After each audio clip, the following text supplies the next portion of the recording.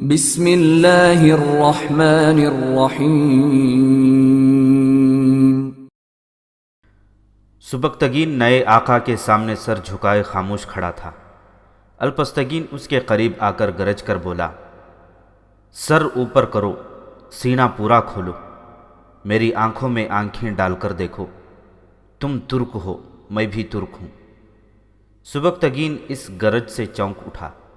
الپستگین نے اسے بازو سے پکڑا اور اپنے برابر بٹھا لیا۔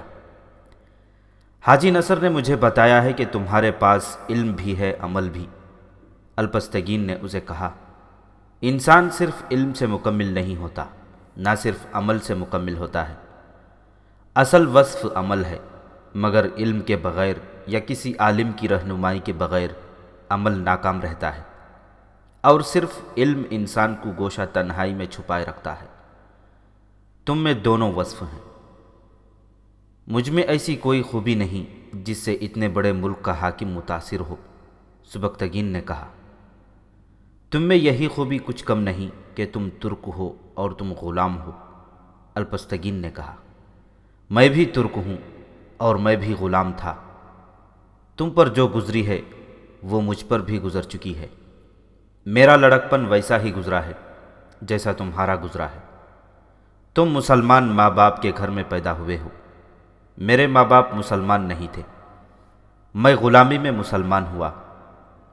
کسی نے مجھے حکماً مسلمان نہیں بنایا تھا۔ میں نے ایک عالم سے اسلام کے اصول سنے تھے، میرے دل میں تڑپ تھی، پیاس تھی۔ میں نے اس عالم کے ہاتھ پر بیعت کر لی اور اسلام قبول کر لیا۔ اس نے مجھے بتایا تھا کہ اسلام کسی انسان کو اجازت نہیں دیتا کہ وہ کسی انسان کو اپنا زرخرید غلام بنائے، اور یہ جو حکمران اور حاکم ہوتے ہیں انہیں خدا نے لوگوں کا اور قوم کا خادم کہا ہے۔ حکومت صرف اللہ کی ہے۔ اگر میں مسلمان نہ ہوتا اور اگر میرے دل میں علم اور عمل کی تڑپ نہ ہوتی تو میں اس منصب تک نہ پہنچ سکتا۔ میری ماں مجھے کہا کرتی تھی کہ تم بڑے ہو کر نام پیدا کرو گے۔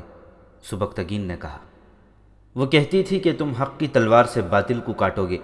وہ مجھے قرآن کی یہ آیت بار بار دکھاتی اور سناتی تھی کہ ابراہیم علیہ السلام نے اپنے باپ سے کہا کہ تم اپنے بنائے ہوئے خداؤں کو پوجتے ہو جو سن نہیں سکتے، جو بول نہیں سکتے، آؤ میں تمہیں صحیح راستہ دکھاؤں گا۔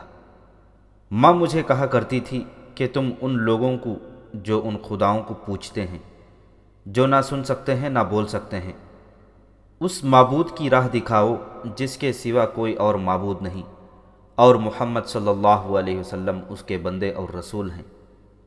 میرا باپ کہا کرتا تھا کہ تمہاری ماں کا عقیدہ صحیح ہے، لیکن اس کی خواہش غلط ہے۔ غریب کا بچہ نام پیدا نہیں کر سکتا، اور اس میں جرأت اور ہمت نہیں ہوتی کہ وہ بادشاہیوں سے ٹکر لے اور لوگوں کو اپنے عقیدے کا قائل کرے۔ یہ نہیں ہو سکتا۔ یہ ہو سکتا ہے، الپستگین نے کہا۔ عرب کے شتربان اور گڈریے آدھی دنیا سے اپنا عقیدہ منوا کر اللہ کی حکومت قائم کر سکتے ہیں، تو بخارا کا امیر الامرا کیا نہیں کر سکتا؟ تم خانہ بدوشوں کے بیٹے اور غلام میری برابری میں کس طرح آ بیٹھے ہو؟ کوئی غلام ایسا خواب بھی نہیں دیکھ سکتا۔ تمہاری ماں کے خواب حقیقت بن سکتے ہیں، یہاں تک تمہیں تمہارے ایمان اور کردار نے پہنچایا ہے۔ میں نے تم میں وہ جوہر دیکھ لیے ہیں جو تمہیں اور اوپر لے جائیں گے، لیکن مجھے اپنی ذات کے لیے کچھ نہیں چاہیے۔ سبکتگین نے کہا، میں کسی منصب کا خواہاں نہیں، میں کچھ چاہتا ضرور ہوں، مگر پتہ نہیں چل رہا کہ میں کیا چاہتا ہوں۔ الپستگین ہنس پڑا اور بولا، میں اس کیفیت میں سے گزر چکا ہوں۔ میں بھی نہیں جانتا تھا کہ میں کیا چاہتا ہوں، پھر میرا ذہن صاف ہو گیا۔ تمہیں جلد ہی پتہ چل جائے گا کہ تم کیا چاہتے ہو۔ آج سے تم اپنے آپ کو غلام نہ سمجھو۔ سبکتگین کے سینے میں ایک تڑپ عقیدے کی اور کچھ سمجھنے اور کچھ کرنے کی تھی۔ اسے اس کا کوئی غم نہ تھا کہ اس کی ماں نہیں، باپ نہیں اور وہ غلام ہے۔ اس نے یہ دیکھ لیا تھا کہ اس کے اندر ایک عظیم مقصد پرورش پا رہا ہے اور اسے اپنے ذہن میں واضح کرنا ہے۔ اس تڑپ کے ساتھ جوانی کی تپش تھی۔ وہ اپنے آپ میں جسمانی قوت کا ابال بھی محسوس کرتا تھا۔ اس کی توجہ جوانی کے جذبات کی طرف تو نہیں آئی تھی، لیکن یہ تغیر اور یہ انقلاب اسے بے چین رکھتا تھا۔ دوسری شام سورج غروب ہونے سے پہلے وہ استبل سے ایک اعلیٰ نسل کا گھوڑا لے کر سواری کے لیے باہر نکل گیا۔ شہر سے دور جا کر اس نے گھوڑا سرپٹ دوڑا دیا اور اسے جھاڑیاں پھلانگنے لگا۔ اسے دور سے کسی عورت کی چیخ سنائی دی اور گھوڑے کے سرپٹ دوڑنے کے ٹاپو بھی۔ اس نے ادھر دیکھا، ایک سوار گھوڑے سے گر رہا تھا اور گھوڑا بے لگام ہو گیا تھا۔ سبکتگین سمجھ گیا کہ گھوڑے کی زین ڈھیلی ہو گئی ہے اور سوار کے دائیں بائیں لڑکنے اور سنبھلنے کی وجہ سے گھوڑا ڈر کر بے قابو ہو گیا ہے۔ سبکتگین نے اپنے گھوڑے کا منہ ادھر کر کے ایڑ لگائی۔ وہ گھوڑا کبھی دائیں کبھی بائیں کو جاتا تھا۔ سبکتگین نے دیکھ لیا کہ سوار مرد نہیں عورت ہے۔ وہ چیخ چلا رہی تھی۔ سبکتگین کا گھوڑا اس کے قریب پہنچا تو وہ چلانے لگا، رکابوں سے پاؤں نکال لو، لگام کھلی چھوڑ دو۔ بچکے ہوئے گھوڑے نے جب اپنے تعاقب میں ایک اور گھوڑے کو دیکھا تو وہ اور زیادہ تیز ہو گیا۔ آگے دریا تھا، گھوڑے کا رخ ادھر کو ہو گیا۔ سبکتگین نے اپنے گھوڑے کی رفتار اور تیز کی اور گھوڑے کو بچکے ہوئے گھوڑے کے پہلو میں لے گیا۔ تب اس نے دیکھا کہ یہ کوئی نوجوان لڑکی ہے اور کسی امیر وزیر کی بیٹی ہو سکتی ہے۔ سبکتگین نے اس کے گھوڑے کی باگ کو وہاں سے پکڑا جہاں گھوڑے کا منہ تھا اور اس نے لڑکی سے کہا کہ وہ اس کے گھوڑے پر کود آئے۔ اس کوشش کے دوران گھوڑے دریا میں چلے گئے۔ لڑکی پانی میں گر پڑی کیونکہ گھوڑے ایک دوسرے سے دور ہو گئے تھے۔ دونوں رک گئے۔ سبکتگین دریا میں کودا، لڑکی تیر رہی تھی۔ سبکتگین نے اسے پکڑ لیا کیونکہ یہ دریا پہاڑی ہونے کی وجہ سے بہت تیز تھا اور پانی بہت ٹھنڈا تھا۔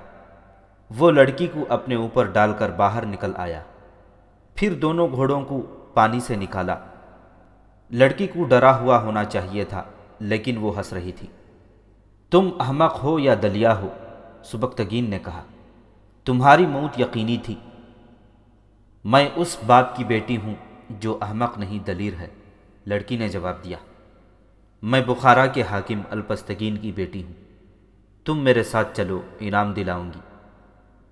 میرے لیے یہی انعام بہت ہے کہ میں نے اپنے محسن کی بیٹی کو موت کے منہ سے نکال لیا ہے، سبکتگین نے کہا۔ میں تمہارے گھوڑے کی زین کس دیتا ہوں۔ دونوں ہم عمر تھے۔ لڑکی خوبصورت تھی، سبکتگین میں بھی جسمانی کشش تھی۔ دونوں شہ سوار تھے۔ لڑکی نے سبکتگین کے ساتھ اپنے گھوڑے کی زین کسی اور دونوں گھر کو چل پڑے۔ راستے میں لڑکی نے اس سے پوچھا کہ وہ کون ہے۔ الپستگین نے اپنے متعلق سب کچھ بتا دیا۔ رات ابا آپ کا ذکر کر رہے تھے، لڑکی نے کہا۔ وہ شاید تمہیں اپنی فوج میں کوئی عہدہ دیں گے۔ اپنی فوج؟ سبکتگین نے کہا۔ ان کی اپنی فوج کیسے ہو سکتی ہے؟ فوج تو حکمران کی ہوتی ہے۔ ابا نے کچھ اور سوچ رکھا ہے، لڑکی نے کہا۔ وہ حکومت کو اپنے ہاتھ میں لینا چاہتے ہیں، اس لیے بخارا میں جو فوج ہے اس میں اپنے حامی سالار وغیرہ متعین کر رہے ہیں۔ وہ کہتے ہیں کہ یہ حکمران صرف نام کے مسلمان ہیں، عیش و عشرت میں پڑے ہوئے ہیں اور یہ لوگ مذہب کی توہین کرتے ہیں۔ ابا کا ارادہ یہ ہے کہ صحیح معنوں میں اسلامی سلطنت قائم کی جائے۔ تمہارے متعلق کہہ رہے تھے کہ کام کا نوجوان ہے۔ گھر کے قریب پہنچے تو ایک آدمی کھڑا تھا جو رتبے والا معلوم ہوتا تھا۔ اس نے دونوں کو دیکھا، دونوں کے کپڑوں سے پانی ٹپکتا دیکھا۔ لڑکی کا حلیہ بدلا ہوا اور بال بکھرے ہوئے اور بے ترتیب دیکھے تو اس کا چہرہ غصے سے سرخ ہو گیا۔ اس کے قریب جا کر دونوں گھوڑے سے اترے۔ کہاں سے آ رہی ہو؟ اس آدمی نے لڑکی سے پوچھا۔ اور یہ کون ہے؟ اور تم کون ہو جو حاکموں کی طرح مجھ سے پوچھتے ہو؟ لڑکی نے کہا۔ گھوڑا بے قابو ہو گیا تھا اور مجھے دریا میں لے گیا تھا۔ یہ میرے پیچھے آیا اور دریا سے نکال لایا۔ لڑکی نے سبکتگین کو بازو سے پکڑا اور اسے اپنے گھر لے گئی۔ کون ہے یہ؟ سبکتگین نے پوچھا۔ میرا منگیتر، لڑکی نے جواب دیا۔ ابھی سے مجھ پر حکم چلانے لگا ہے، تم اس سے نہ ڈرنا۔ وہ ایک کمرے میں چلے گئے تھے۔ لڑکی نے بے ساختہ سے سبکتگین کے سامنے آ کر اس کے ہاتھ پکڑ لیے اور پوچھا، تمہاری بیوی ہے؟ نہیں۔ کوئی لڑکی کبھی تمہیں اچھی لگی ہے؟ لڑکیوں کی طرف کبھی دھیان نہیں گیا۔ میں اچھی نہیں لگتی؟ سبکتگین چپ چاپ کھڑا رہا اور اس کی نظریں جھک گئیں۔ تم نے کیا سمجھا ہے؟ لڑکی نے پوچھا۔ مجھے بے حیا سمجھا ہے، بے شرم سمجھا ہے؟ بولو سبکتگین، اگر مجھے یہی کچھ سمجھا ہے تو میں پھر کبھی تمہاری صورت نہیں دیکھوں گی۔ تم کسی اور کی منگیتر ہو۔ یہ میرے ابا کا فیصلہ ہے، لڑکی نے کہا۔ یہ آدمی مجھے پسند نہیں، یہ مجھے لونڈی بنا کے رکھے گا۔ یہ مجھے کہا کرتا ہے کہ گھوڑ سواری چھوڑ دو۔ مجھے اپنے حرم کی زینت بنانا چاہتا ہے، مجھے نمائش کی ایک خوبصورت چیز سمجھتا ہے۔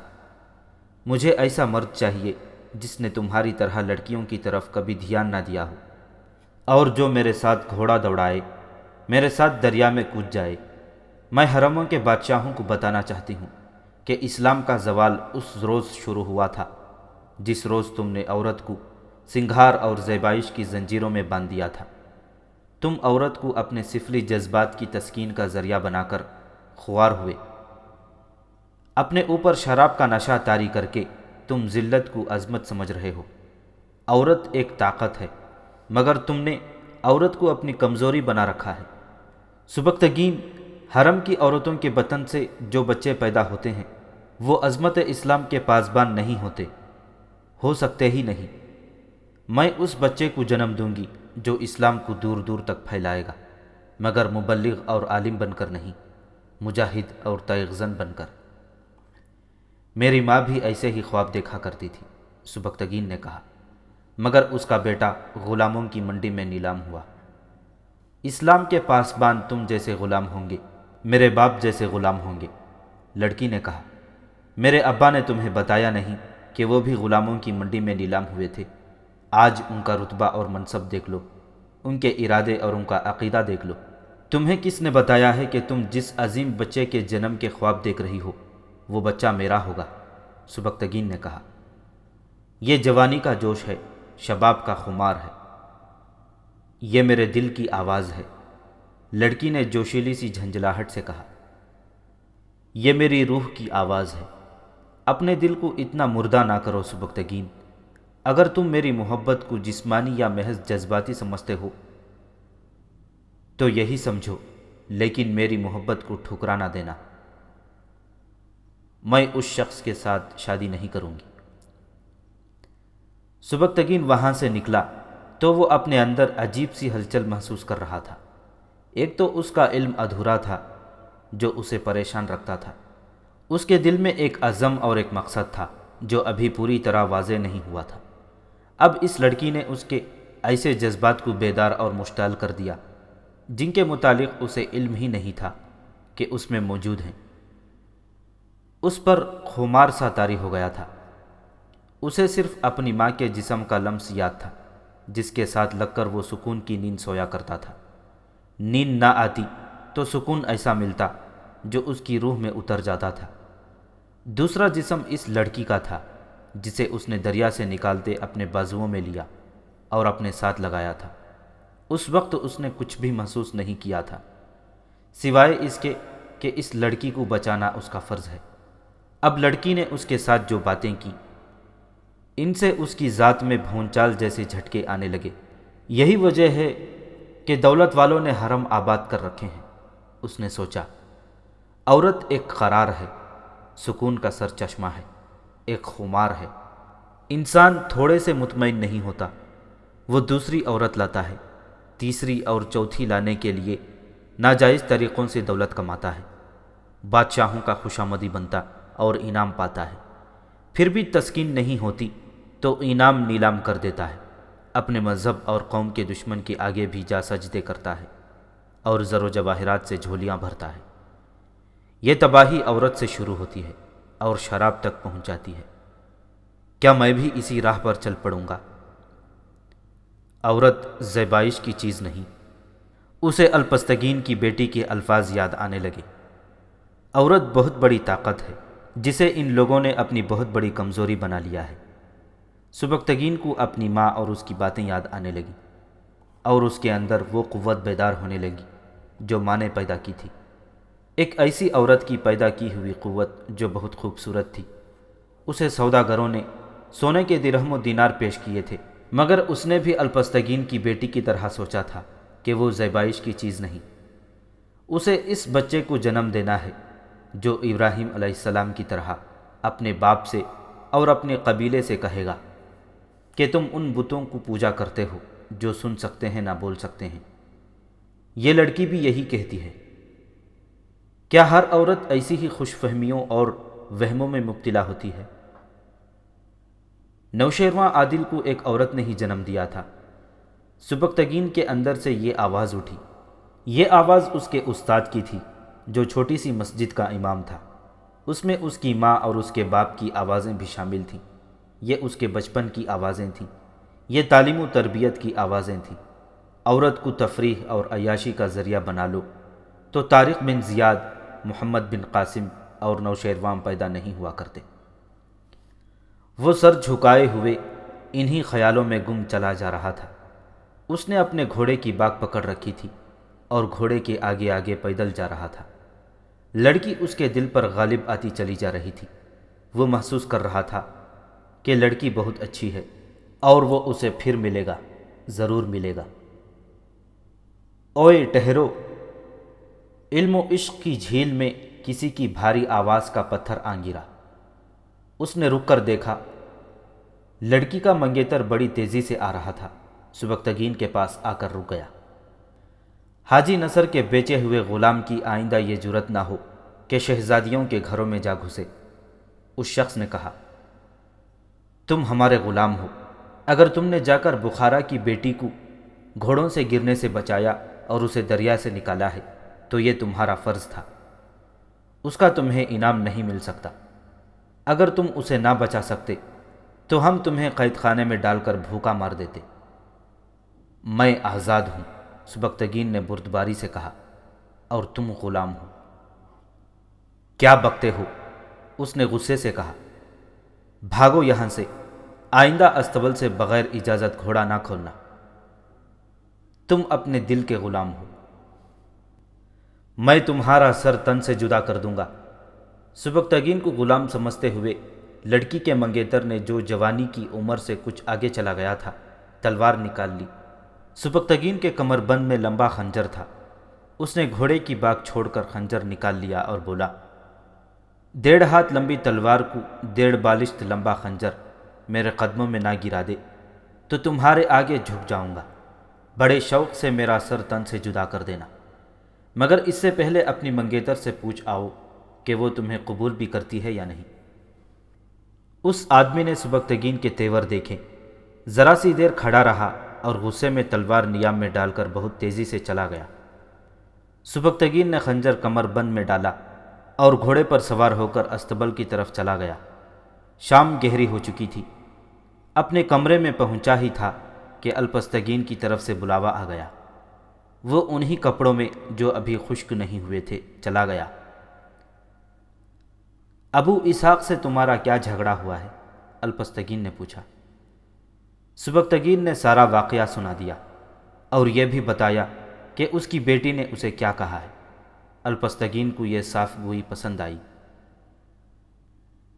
اپنی بیٹی کا ہاتھ میرے ہاتھ میں نہ دیں، سبکتگین نے کہا۔ میری کوئی حیثیت نہیں، مگر اپنی بیٹی کی شادی اس آدمی کے ساتھ کرنے کی غلطی بھی نہ کریں۔ الپستگین گہری سوچ میں کھو گیا۔ کچھ دیر بعد اس نے سر اٹھا کر کہا، تم جاؤ سبکتگین۔ اگر آپ ناراض ہیں تو میں معافی نہیں مانگوں گا، سبکتگین نے کہا۔ میں نے کوئی گناہ نہیں کیا، میں جھوٹ جیسے گناہ کا بھی مرتکب نہیں ہوا۔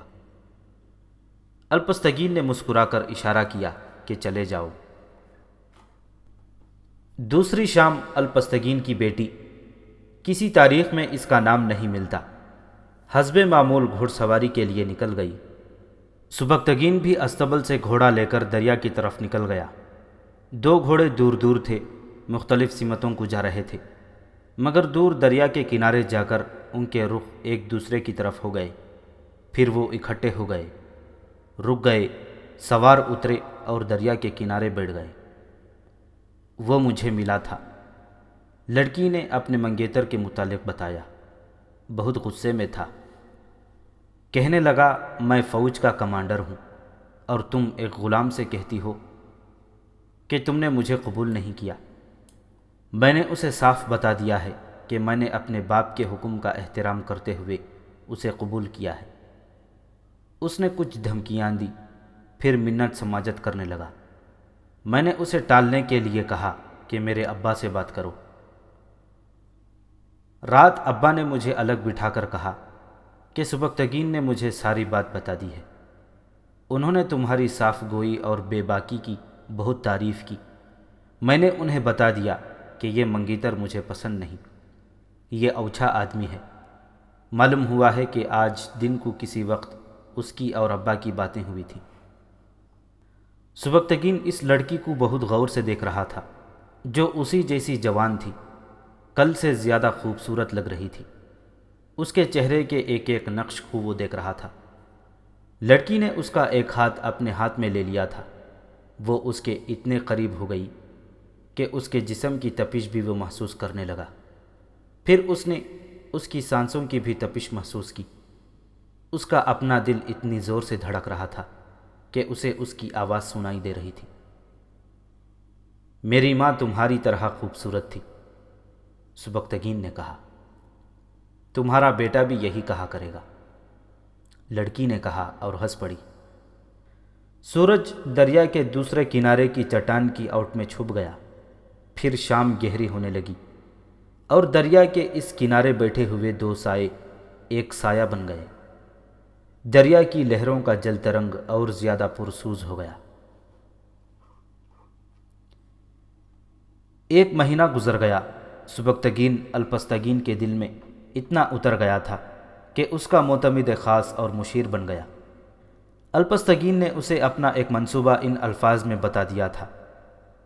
مسلم قوم کا شیرازہ بکھر گیا ہے۔ قوم ریاستوں اور چھوٹے چھوٹے ملکوں میں بٹ گئی ہے۔ کفار انہیں عیاشیوں کا عادی بنا کر انہیں ایک دوسرے کا دشمن بنا رہے ہیں۔ خلافت جو قوم کے مرکز کی علامت تھی، ایک برائے نام منصب بن کر رہ گئی ہے۔ ہمارا حکمران عبد الملک ہے۔ اس کی زندگی میں ہی اس کی گدی کے امیدوار اور اس کے حامی آپس میں لڑنے لگے ہیں۔ میرا ارادہ یہ ہے کہ عبد الملک کے مرنے کے بعد اس کے کمسن بیٹے کو تخت پر بٹھا دوں، مگر اس کا بڑا بیٹا امیر منصور ایسا نہیں ہونے دے گا۔ میں اس صورت میں منصور کا تختہ الٹ کر غزنی میں اپنی خود مختار حکومت قائم کر دوں گا۔ آپ کی فوج جو یہاں بخارا میں ہے، آپ کا ساتھ دے گی؟ سبکتگین نے پوچھا۔ سالار عبد الملک سے نالاں ہیں، الپستگین نے جواب دیا۔ اس کی نسبت وہ میرا حکم ماننے میں خوشی محسوس کرتے ہیں۔ میرا ارادہ یہ ہے کہ غزنی کو مرکز بنا کر ارد گرد کی مسلمان ریاستوں کو متحد کر لوں اور کفار کے خلاف جہاد کا آغاز کر دیا جائے۔ اگر ہم نے ایسا نہ کیا تو وہ وقت دور نہیں جب اسلام کی حکمرانی جو ٹکڑوں میں بٹی ہوئی ہے، ٹکڑا ٹکڑا غائب ہونے لگے گی۔ معلوم ہوا ہے کہ ہندوستان کے حکمران جو مہاراجے کہلاتے ہیں، درِ خیبر کے راستے ہم پر حملے کے لیے پر تول رہے ہیں۔ غزنی کا تختہ الٹنے کا کام آپ مجھے سونپ دیں، سبکتگین نے کہا۔ اس کے لیے ہمیں بہت بڑی فوج کی ضرورت نہیں۔ منصور اور اس کے حامی حاکموں کو گرفتار کرنا کوئی مشکل کام نہیں۔ اپنے منصوبے کے عملی پہلوؤں اور خطروں پر غور کر لیں۔ اس نے ذرا سوچ کر کہا، آپ محتاط نہیں، اتنے بڑے منصوبوں کی کامیابی کے لیے رازداری ضروری ہوتی ہے۔ آپ کا یہ منصوبہ مجھے آپ کی بیٹی سنا چکی ہے، اسے اس سے بے خبر ہونا چاہیے تھا۔ اب آپ محتاط ہو جائیں۔ اگر آپ نے اپنے راز چھپائے رکھے اور دشمن کے راز حاصل کر لیے تو آپ آدھی جنگ جیت جائیں گے۔ الپستگین کو سبکتگین پر اعتماد تھا، لیکن اسے یہ توقع نہیں تھی کہ سبکتگین اتنا ذہین اور دور اندیش ہے۔ دونوں نے تختہ الٹنے کے منصوبے پر ہر پہلو سے غور کیا اور ایک کارآمد منصوبہ تیار ہو گیا۔ ادھر غزنی کو اسلامی حکومت کا مرکز بنانے کا منصوبہ تیار ہوا، ادھر ایک منصوبہ سبکتگین کے قتل کا تیار ہو گیا۔ یہ الپستگین کی بیٹی کے منگیتر ابو اسحاق نے تیار کیا تھا۔ رتھوں کی دوڑ کا اہتمام کیا گیا تھا۔ یہ فوج کے سواروں کا مقابلہ تھا جس میں سبکتگین کو بھی شامل ہونے کے لیے مدعو کیا گیا تھا، اور اس میں ابو اسحاق کو بھی شامل ہونا تھا۔ بہت وسیع میدان میں مقابلے کے لیے رتھیں کھڑی کی گئی تھیں، ہر ایک کے آگے ایک ایک گھوڑا جتا ہوا تھا۔ پہلی دوڑ میں 20 رتھیں تھیں۔ دوڑ شروع ہوئی تو ابو اسحاق نے اپنی رتھ کچھ آگے لے جا کر سبکتگین کی رتھ کے قریب کر لی اور اس کے پہلو کے ساتھ اپنی رتھ دوڑانے لگا۔ سبکتگین نے دیکھا کہ ابو اسحاق اپنی رتھ ذرا آگے کر کے اس کی رتھ کو ایک طرف ہو جانے پر مجبور کر رہا تھا۔ اس طرح اس نے 2-3 بار کیا تو سبکتگین نے اپنی رتھ اس کے گھوڑے کے قریب کر کے اسے ایک طرف دھکیلنے لگا۔ تماشائیوں نے چیخ و پکار بپا کر رکھی تھی، رتھیں ہوا سے باتیں کر رہی تھیں۔ ابو اسحاق نے اپنا ہنٹر جو وہ گھوڑے کو مار رہا تھا وہ سبکتگین کو مار دیا، مگر سبکتگین نے اپنی رتھ اس کے گھوڑے کے ساتھ لگائے رکھی۔ ابو اسحاق نے چلا کر کہا، خدا کے لیے ایک طرف ہٹ جاؤ۔ سبکتگین نے اپنی رتھ پرے ہٹا لی اور اس کے ساتھ ہی ابو اسحاق کا گھوڑا زمین میں دھس گیا۔ رتھ اوپر کو گئی اور گھوڑے سے آگے گری۔ ابو اسحاق ہوا میں اڑا اور اپنی الٹی ہوئی رتھ پر گرا۔ پیچھے آنے والی رتھ کا گھوڑا اتنی جلدی رک نہ سکا، وہ ابو اسحاق کی رتھ پر چڑھ گیا اور ابو اسحاق جو گرنے سے بے ہوش ہو چکا تھا کچلا گیا۔ سبکتگین نے اپنی رتھ روکی اور واپس آ گیا۔ سب دوڑے گئے۔ دیکھا گیا کہ وہاں گہرا گڑھا تھا جس میں ابو اسحاق کا گھوڑا گرا تھا۔ اس میدان میں پہلے ایسا کوئی گڑھا نہیں تھا۔ وہاں درختوں کی لمبی اور خشک شاخیں بھی تھیں۔ ابو اسحاق مر چکا تھا۔ اسی وقت تحقیقات شروع ہو گئیں۔ الپستگین نے اعلان کر دیا کہ جو کوئی اس گڑھے کا راز بتائے گا اسے انعام دیا جائے گا۔ شام تک راز فاش ہو گیا۔ اس دوڑ کا اہتمام ابو اسحاق نے ہی کیا تھا۔ اس نے اپنے ایک ہمراز دوست سے کہا تھا کہ وہ سبکتگین کو دوڑ میں شامل ہونے کے لیے کہے۔ دوست نے یہ اہتمام کر دیا۔ ابو اسحاق نے رات کو یہ گڑھا کھدوایا، اس کے اوپر خشک ٹہنیاں رکھیں اور اوپر مٹی بکھیر دی۔ گڑھے کی باقی مٹی میدان میں پھیلا دی۔ ڈھکے ہوئے گڑھے پر اس نے کوئی نشانی رکھ دی تھی۔ ابو اسحاق دوڑ کے دوران اسی لیے اپنی رتھ سبکتگین کی رتھ کے قریب لے گیا تھا کہ اسے گڑھے کی سیدھ میں لے جائے۔ سبکتگین کو تو معلوم ہی نہیں تھا کہ اسے موت کے گڑھے میں لے جایا جا رہا ہے۔ اس نے ابو اسحاق کی رتھ کو اپنی رتھ سے پرے دھکیلنا شروع کر دیا۔ اتنے میں گڑھا آ گیا۔ یہاں آ کر ابو اسحاق نے چلا کر کہا کہ خدا کے لیے ایک طرف ہٹ جاؤ، مگر گڑھا آ گیا۔ ابو اسحاق اپنے ہی کھودے ہوئے گڑھے میں اپنے گھوڑے اور رتھ کے ساتھ ایسا گرا کہ موت سے بچ نہ سکا۔ اس نے دوستوں سے کہا تھا کہ سبکتگین کو مار کر وہ الپستگین کی بیٹی کے ساتھ شادی کر سکے گا۔ خدا نے تمہیں کسی عظیم کام کے لیے زندہ رکھا ہے، الپستگین نے سبکتگین سے کہا۔ میں تم سے وعدہ کرتا ہوں کہ میرے منصوبے کی کامیابی کے لیے تم نے وہی کارروائی کی جو تم نے بتائی تھی، تو تم میرے داماد ہوگے اور مجھے اس پر فخر ہوگا۔ اس واقعے سے ایک آدھ سال بعد غزنی کا حکمران عبد الملک مر گیا۔ الپستگین نے اپنے اثر و رسوخ سے کوشش کی کہ عبد الملک کا چھوٹا بیٹا تخت نشین ہو، لیکن بڑے بھائی منصور کی موجودگی میں الپستگین کی خواہش پوری نہ ہو سکی۔ 2 روز بعد سبکتگین 300 منتخب سواروں کے ساتھ غزنی گیا اور ظاہر یہ کیا کہ وہ بخارا کے لوگوں کی طرف سے مبارکباد پیش کرنے آیا ہے، مگر اس نے اندر جا کر منصور کو گرفتار کر لیا اور اس کے سواروں نے ہدایت کے مطابق محافظ دستے کو گھیرے میں لے کر ہتھیار ڈلوا لیے۔ منصوبے کی اگلی کڑی کے مطابق الپستگین نے جو فوج کے ساتھ غزنی کے قریب آ چکا تھا، طوفان کی طرح آ کر شہر کے اہم مقامات پر قبضہ کر لیا۔ گلیوں اور بازاروں میں اعلان ہونے لگے، ظالموں کی حکومت ختم ہو چکی ہے، ہم عدل و انصاف لائے ہیں، ہم اللہ اور رسول صلی اللہ علیہ وسلم کی حکمرانی لائے ہیں۔ پہلے روز سے ہی ایسے احکام جاری کیے جانے لگے جو لوگوں کی فلاح و بہبود کے لیے تھے۔ جوں جوں دن گزرتے گئے، لوگ نمایاں طور پر محسوس کرنے لگے کہ ظلم و تشدد، تنگ دستی اور بے انصافی کا دور ختم ہو چکا ہے۔